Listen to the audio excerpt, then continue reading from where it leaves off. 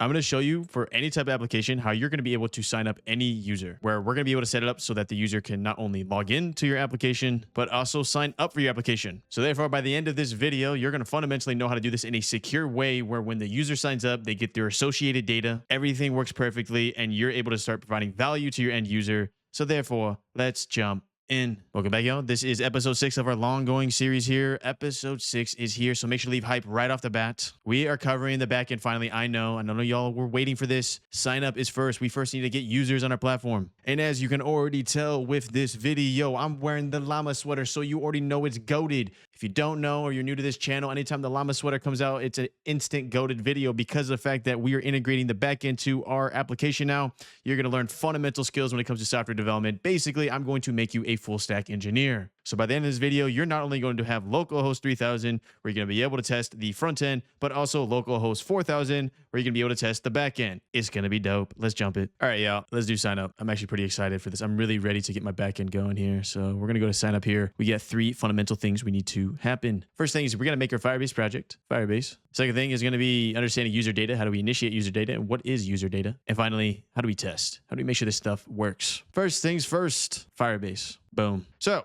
Firebase is going to require 2 things. First off, my current application, we're not connected to anything. So because my application is not connected to anything, therefore we're going to have to set up the entire files and logic associated to make sure this nice little local app that only runs locally can actually connect to Firebase. So we'll do that together. That's the first thing we got to do. But to even do that, we need to quite literally create a Firebase project. Now, earlier in this series, we went ahead and created a separate GCP project called Thumbio just for the purpose of getting an API key. But let me show you how to do this from scratch, just in case some people that are maybe following this series from episode 3 on, they're just like, I don't want to use Google AI Studio. Just show me in Cursor, like those people. I'm going to show you how to do this from scratch. And plus, to be honest with you, I'm doing it from scratch because I need to rename this project and have better naming. The naming I need personally is going to be Thumbio-prod, so that when I build out the QA environment, I could do Thumbio-QA and then have 2 separate projects. If you don't even understand what I just said right there, don't care. Right now, we're just creating our Firebase project. The next thing you might be noticing here is why is there Python? And why is it Node.js off? So our tech stack is going to be mostly Python for most functions. Our ability to do AI functions with Gemini,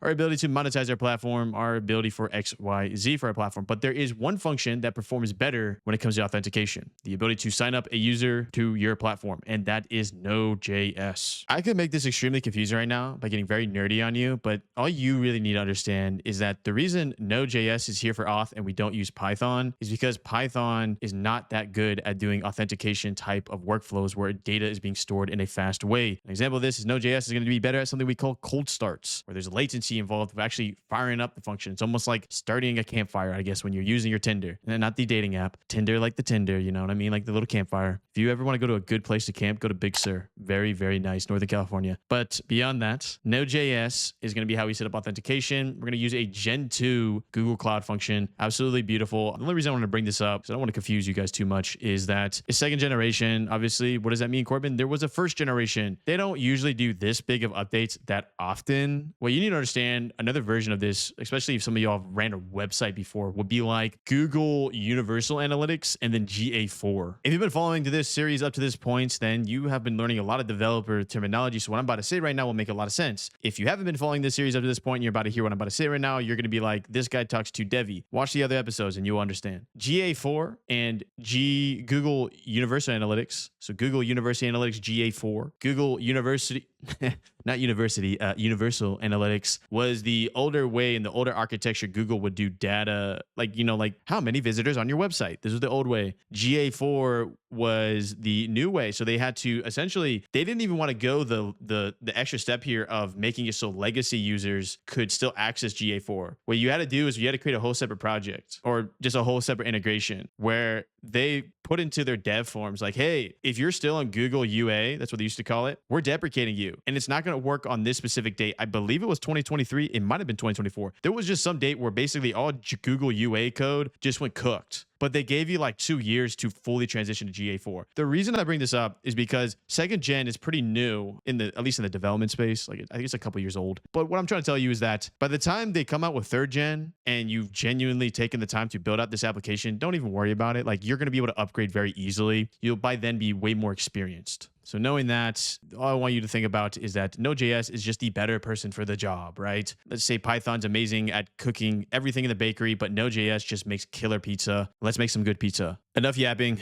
Let's do it. First things first, come to firebase.com. Type in Firebase on Google, open. I don't have an account, Corbin. Create an account. You'll notice past tutorials are here as well when I showed you how to create like a very simple tubestamp.com. But all we're going to do is create a new Firebase project. So first off, make sure whatever the organization you're using is like an organization you like. For me, my holding company is Cafe. And then like, that's my DBA, doing business as, but my big company is Web Cafe Commerce. So I'm going to use that. Your project name, don't YOLO. Put in like actual project names. So for me, I'm going to do Thumbio-prod. Prod represents production. Production represents the actual website link that people are going to go to get the value. This is pretty cool. Join the Google Developer Program to enrich your developer journey. I'm good on that. You have me. I'm going to continue. Here's another cool thing to take note of that you're going to find out through this series. If you stayed up to me up to this point, well, kudos to you because you're about to install the backend, but there's a really cool thing within Google's ecosystem. It's like an AI startup program. I'm going to apply to that and I'm going to show you how to apply to it. They give you free credits. I forget the specifics. I think it's like $3,000 for free for Google Cloud credits. Absolutely beautiful. I'm not too sure how strict the program is. What I can say is that bump ups got into the program. This is a very easy, like, let me just get free credits for my software so that I don't have to pay any money type of program. Next, you want to configure a Google Analytics account. You'd probably select a new one. So I'm going to say create new account. So go ahead and name it the same thing. So I'm going to do Thumbio-prod, analytics location, United States. Use default settings. That's fine. I accept the terms, Google. I accept the terms. We are creating a project. Stage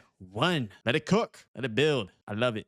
The Americano coffee. Ooh, okay. So once it's done, we hit continue and you successfully created your first app. I love it. All right. So there's a lot of stuff going on here. This has changed a lot in the last year or two where it's very much like, hey, build this in Firebase Studio. Hey, build this in Google AI Studio. Don't do it. Don't do it. Don't do it my way. Okay. Because this way, like you want this thing locally on your computer. You want to have this thing in the IDE. Trust me. Your company becomes a multi-million-dollar company, you want to proceed this way. Long term, this kind of stuff here will have value long term. When you can quite literally one-shot Instagram, when AI gets so good where it's you put in 3 prompts and you have the full app built, we could probably use something like that. It's not that good yet. Not yet. Give it a couple years. Maybe I should stop watching this tutorial because Corbin told me in a couple years I can one-shot a software. Don't. Because by the time you can one-shot a software, it's all cooked. The market's oversaturated. You are entering a market that's still not oversaturated. Let's proceed. So we got a project here, and what I'm going to do is I'm going to add a couple things on the sidebar here. So we're going to start off with authentication because we'll be adding authentication.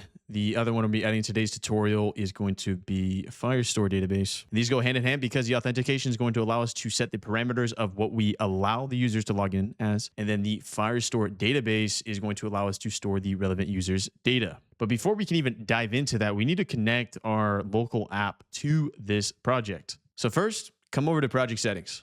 Click it. Next, scroll down and you're going to have a couple different options here. I'm going to go with web app. Let me explain what's going on here for iOS, Android, Unity, and Flutter. I like starting with web apps for software products because it's instantly universal and instantly anyone in the world can access it and use it on any type of device. Some of y'all want to start with iOS, go ahead. Some of y'all want to start with Android, go ahead. But what I'm telling you is that, for example, like a software like Thumbio, if in theory, it did become a multi-million-dollar company. I'm just making millions. I'm not going to build out the mobile app. I'm just going to hire a dev team to do that. So what I suggest you to do is proof of concept, make money. And then the other like little stuff of like, well, I should probably do an iOS app on this. No. Make money in the web app first. There are certain applications that maybe you don't want to start for web app. It actually is optimized and it's better to start as an iOS app.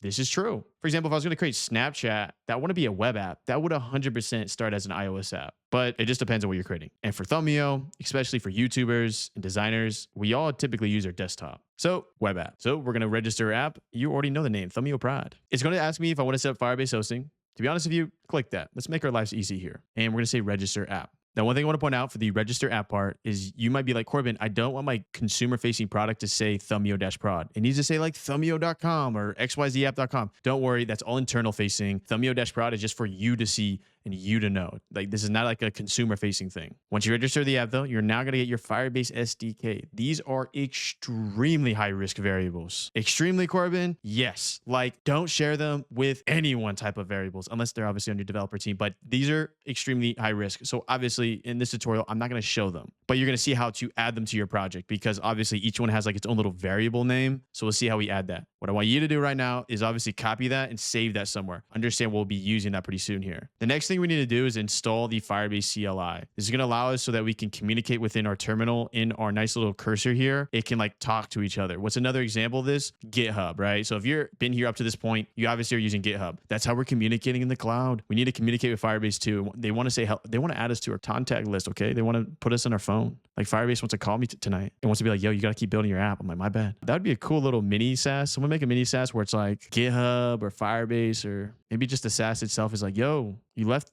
It's like Duolingo, where it's just like, hey, you haven't been here for 5 days. Start building. I just gave you $1 million idea. You love a like. Let's do this. Now I'm going to do this in a very vibe Cody way. Screenshot. First thing I'm going to do is, so I don't absolutely cook myself, is I'm going to do a new branch. You can follow along if you want to do it the classic way, or alternatively, just come up here to your AI agent and be like, hey, I need a new branch, and call it sign in, sign up, or whatever you want to call it. So I'm going to do this the classic way. So I'm going to get branch, make sure I'm in main. Oh no, I did it wrong. Get branch, get checkout dash B, and I'm going to call it auth because we're doing authentication. Get branch again, make sure we're in it. All right, perfect. So we are now in auth. You can do the exact same logic up here in the chat. Just say, hey, make me a new branch called auth. Okay, now that we're in auth, we can call this as a pull request later on once we need to merge it. But we are absolutely in a safe environment so that if you are following along in this tutorial and you absolutely cook yourself, go back to main, restart. All right, so now that we're here though, we're going to go back to just like the regular editor mode because this is going to have to do some work. I highly suggest, especially if you've never coded in your entire life and this is your first time coding anything in the back end, use Sonnet 4.5 for this. You're going to need as much reasoning as possible. So I'm going to add that screenshot I just took. I'm going to say, okay, we are going to start integrating Firebase. Help me with this command and also a file for my Firebase SDK. Don't confuse it, y'all. He just put SDK. Where's that from?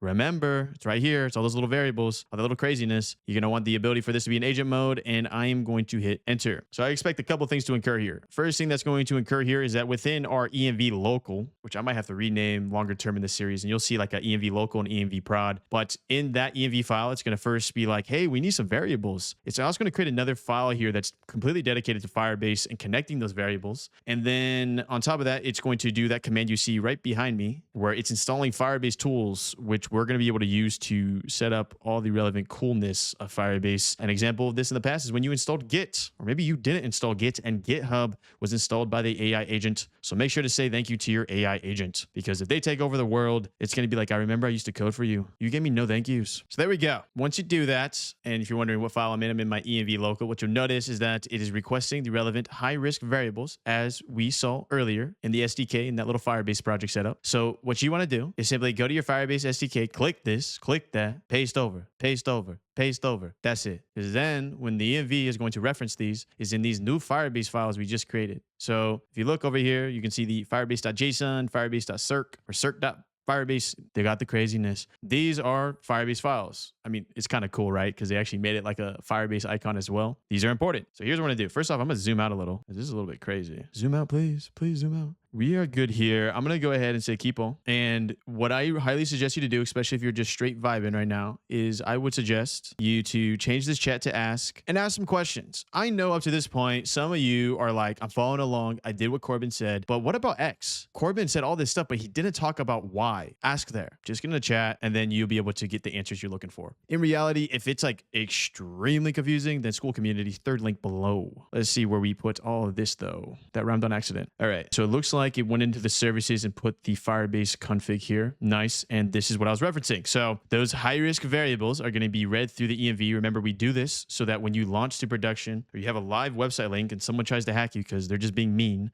they don't see your real keys here. So here's what I'm going to do. Let me go ahead and add my keys here. What I want you to do is that make sure that you take a screenshot of just go early in the video where I had like the files changed. Take a screenshot of that and cross-reference what your chat says and make sure like everything looks good. But this all looks extremely solid to me. Right now, it even went as far as integrating auth, which is nice. Let me go and paste this over to my local env though, those relevant high-risk variables. I went ahead and added all the risk variables in ENV local. One other thing you need to check out is going to be your Firebase circ. Make sure the default is your project ID. If you don't know what your project ID is, then literally just go to your ENV local and you put it there, or the SDK found here. Next, I am not too sure if the AI could do this.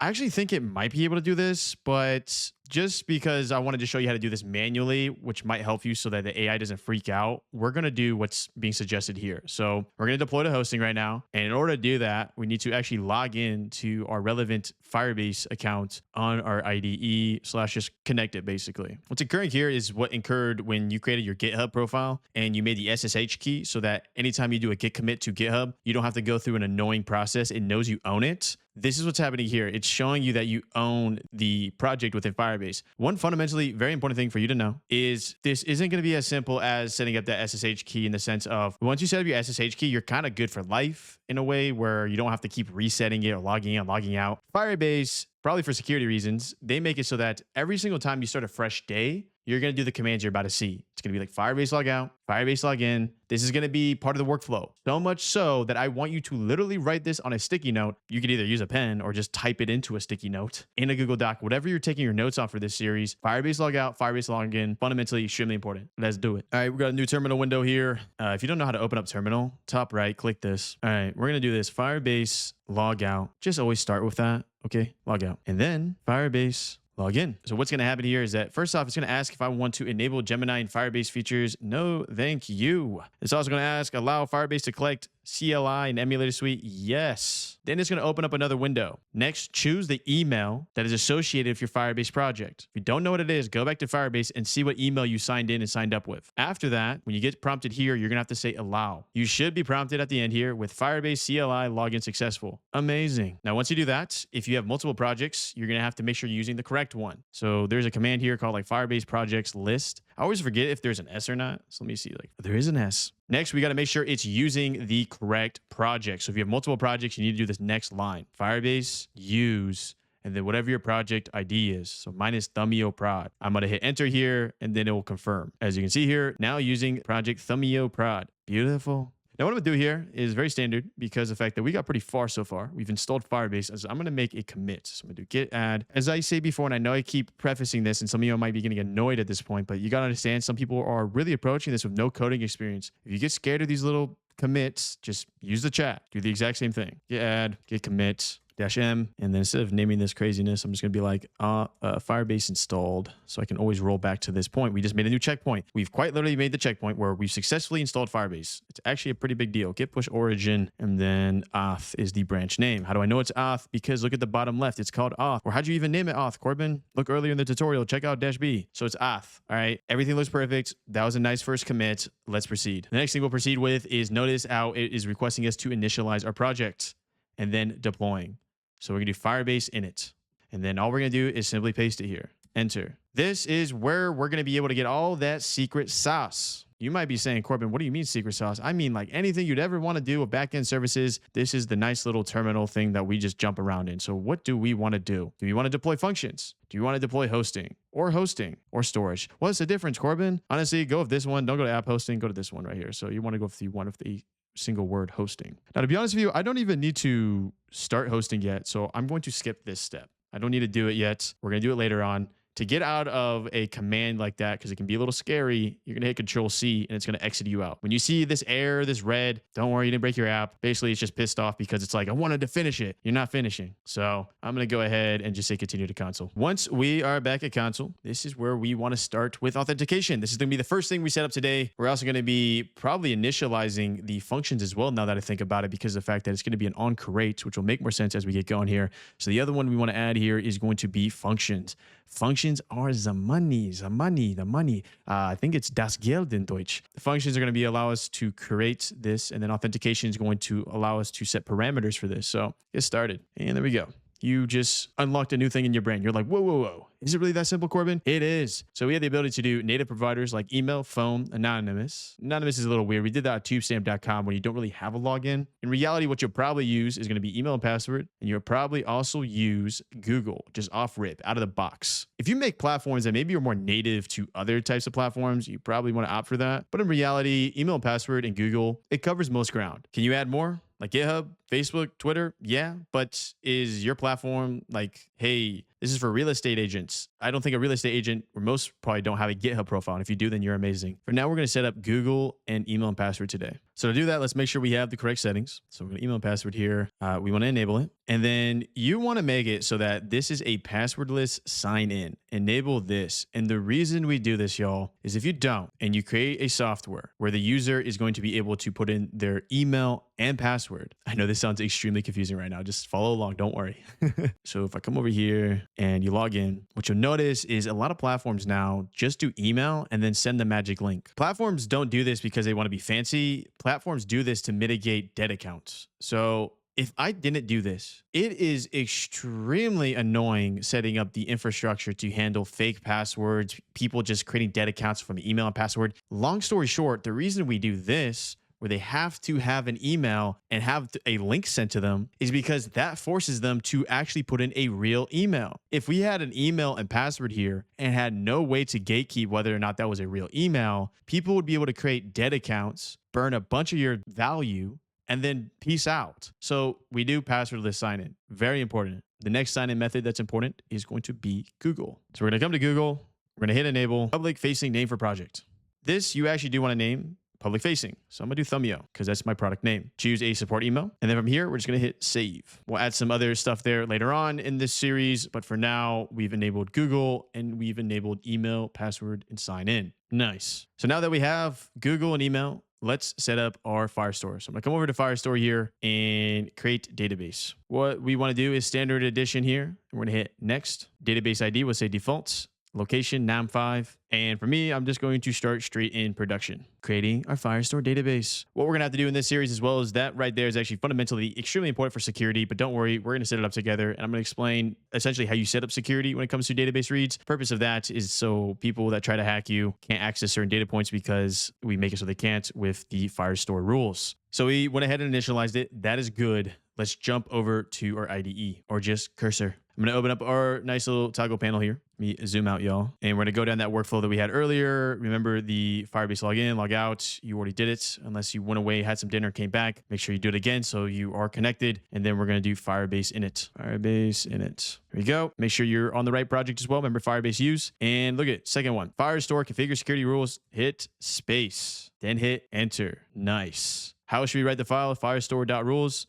It's asking how you want to name it. Just hit enter. That's perfectly fine. What file should we be used for Firestore indexes? It's asking you how to name it again. How it's named there is perfectly fine. Hit enter. And there we go. We added the relevant files. Look, zoom in, zoom in. We added the relevant files here that we need for Firestore. Perfect. What I would suggest you to do now, because you've just successfully initiated Firestore, is we're going to make another commit. Git add. Git commit -m. Firestore added. Notice how with my commits, we're really treating this like save points, right? It's successfully added, git push origin, auth. This is a good practice to get into. You don't want to code for 6 hours straight, not have one save point, break the app and be like, did I just waste 6 hours? Well, probably not. You know, you learned stuff, so you didn't waste it completely, but you need save points. Next, we are going to want to have functions ready to go. And in order for us to do this correctly, we need to upgrade our project from the free plan to the Blaze plan. Don't worry. It's still pay as you go. You're not charged anything. There's no fixed fees here. It isn't like a $10 subscription a month. You're only charged on what you use. Upgrade project. This is where you attach your billing account on Google. This is where you link your billing account. And there we go. I'm on the Blaze plan. That's all I want you to do with functions for now. We're going to deploy our first function later in this tutorial, but we successfully connected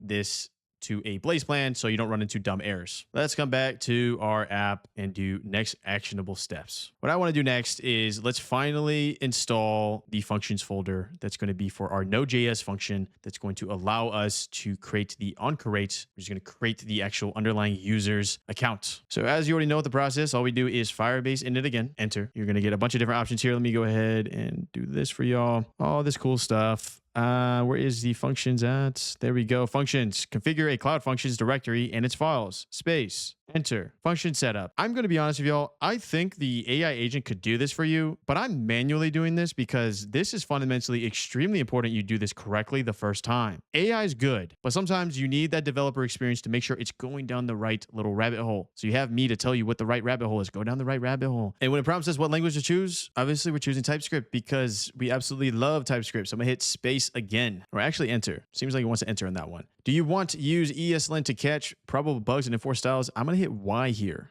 Do you want to install dependencies? Yes. I'm just putting in Y as well, y'all. Hit enter. Those dependencies are fundamentally important. If you say no, your application is not going to work. So I'm gonna let this install, y'all. So with that done, what you'll notice, you're gonna get a new folder here called functions, and you're gonna get a bunch of amazing files. This is awesome so far. You should also get Firebase initialization complete. If you run into any errors up to this point, always use your agent here. Use something like Sonnet 4.5, ask questions, let it do its work, proceed. I'm actually extremely excited because the next step here is a lot of fun. So now that we've installed, initialized our Firestore, functions, and auth, let's connect everything. I'm going to come up here to Sonnet 4.5. This prompt I'm about to show you, I am really pushing this agent to the absolute limit. If this works, this is going to be absolutely insane. I assume it's going to get us maybe 70% the way there, but if this works, you're going to see how fast this backend series goes by. Like, you're going to be like, oh, that's why he waited so long to finally get to the backend, because he really wanted to set up his front end. Okay, I have Firestore, functions in TypeScript, Node.js, and auth. I need to update my relevant files to handle Google sign-in and email password to this sign-in. That's what we set up earlier. In addition, look at my Firestore data schema. Remember, we set that up in our docs over here, and we did that in the previous episode. This was in the architecture, and I showed you exactly how to set that up. If you didn't watch the previous episode, watch it, and you'll know what I'm talking about here. And I have those data points written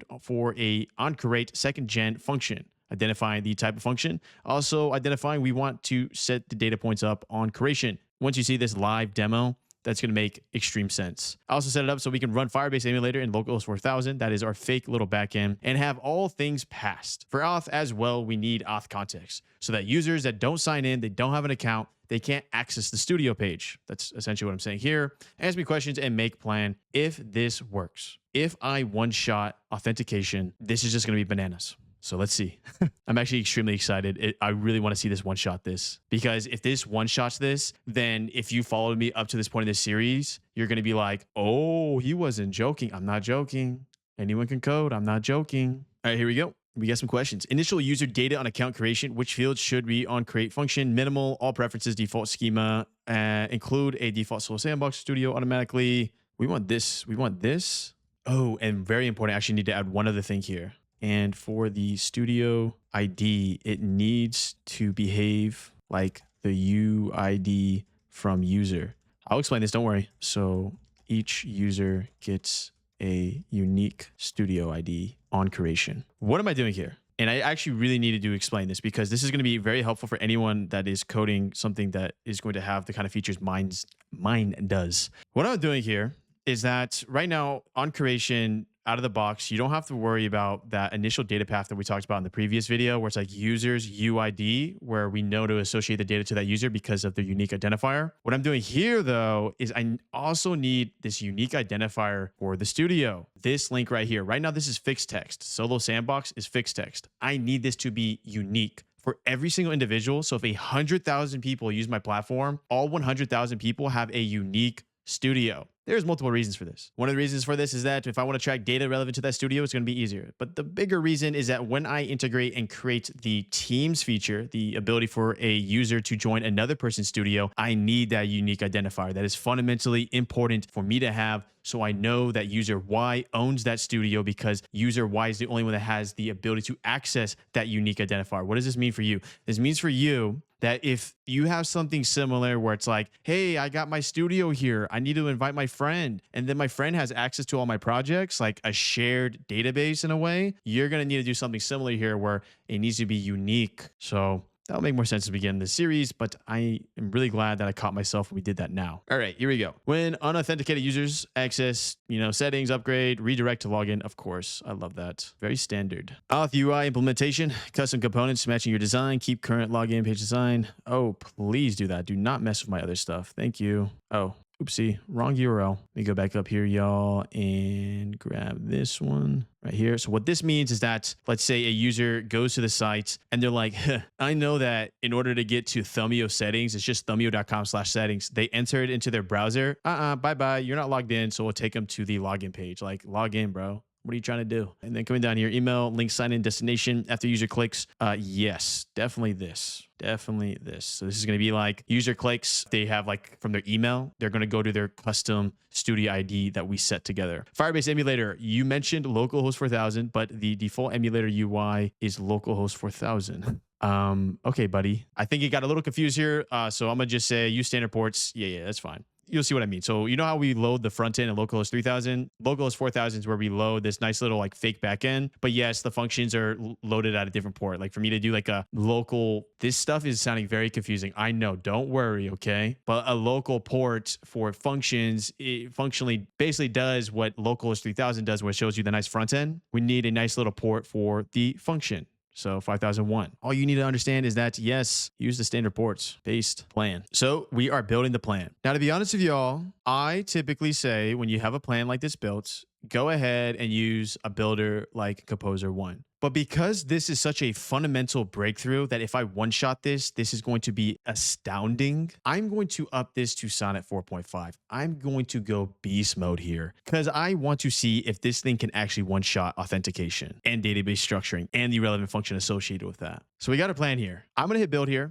and I'll let you know how long this took. Build. So I completed. I haven't tested this yet, so we're going to test it together. I'm going to say keep all. What you'll notice is that it's obviously going to create the relevant function in your functions, source index.ts. This is going to be where the function is incurring here. We might need to update this, but I just want to test this, y'all. So in order to test here, we got to make sure localhost 4000 is running. If you don't know how to do that, we can come over here to ask and be like, how do I run localhost 4000? And then it should give the command. So in order to do this correctly, what I like to do is I'm going to go back to my terminal. And what I like to do, so scroll back over here. Nice. It looks beautiful. Is I'm going to go, if you're ever wondering where your localhost 3000 is being run, you can notice this one says node. Go to node. And then I'm going to come down here. I want to rebuild this entire front end. Remember, when we install dependencies, or basically the amount of stuff we've installed up to this point, I want to rebuild everything. So I'm going to do npm run dev here. And then you notice that the command here is going to be npm run emulators. So first off, build the front end, npm run dev. Next off, build the fake backend, which is going to be npm run emulators. Hit enter. Let's see if this works, y'all. This is exciting stuff. So this is going to be a cold start here. This is the first time these emulators ever ran. So we're going to see if it's any good. All right. And we're going to be checking out all these different errors we can just solve with our little AI chat. But first, let's just see if this even works, y'all. So go back to agent mode here. Well, actually, what I'll do is go to ask. And what I'm going to do is I'm going to let this run. Nice. And I'm going to copy all this. And I'm just going to be like, hey, does everything look good? Is everything running as expected? And I want you to do the same thing to make sure that you have no dumb errors or things that shouldn't be occurring. Does this look all good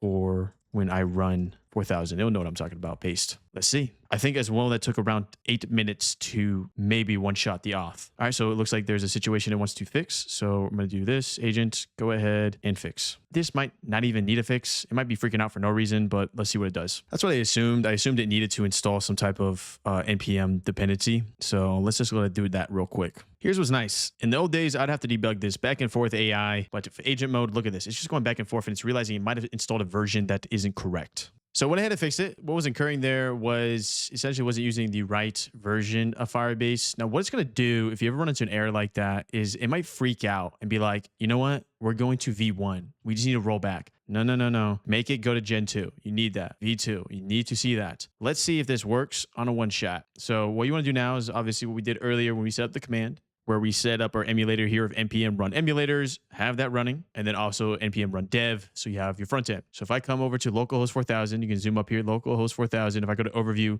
what you'll notice is what we have on. So right now we have authentication on, Firestore on, extensions on, hosting on, and functions on. These have been set up and they look good so far. To access this, remember just localhost 4000. And if you got into this point, then kudos to you. It's pretty nice. I can come over to localhost 3000 and hit login, continue with Google. So far so good. We have the ability to add our fake dummy accounts, auto-generate user information, and sign in with Google. Now it breaks. So what we want to do is we want to check out why it breaks. Now, one thing I want to point out, which I noticed, which is kind of weird, is that for some reason in the browser tab, it uses like a dark theme UI, which looks horrible. So if this happens to you in Cursor, just go ahead and open up Google Chrome. I think this is because it's defaulting to your actual hardware's default dark or light theme. I'm not too sure why, so I've been just using it outside in a Google Chrome tab. Before you dive in the code or get frustrated with the AI model, come back to your emulator here and use these tabs. First off, did we even create the profile? Okay, we did. We got Peach Raccoon here, created with Google and their user UIDs right here. Did we even create any data in Firestore? Perfect, we did. Users, UID, and then look at that. First major issue. It only stored 3 data points. That is nowhere near as much data that we had in that schema. If I come over to my docs, go to architecture schema, all this data wasn't set on initiation.